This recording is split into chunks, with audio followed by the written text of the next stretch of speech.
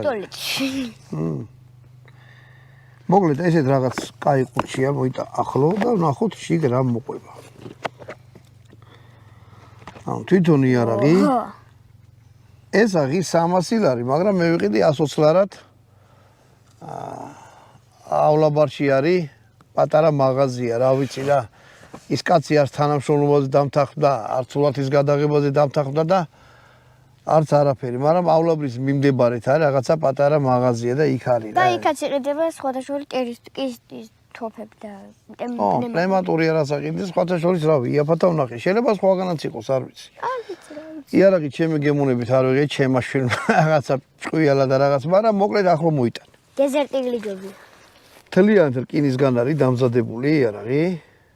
ნამდვილია, მაგრამ სხვა ტყუებს ესვის. ნამდვილი რას ნიშნავს? ნამდვილი ვით. ო, აი ესე?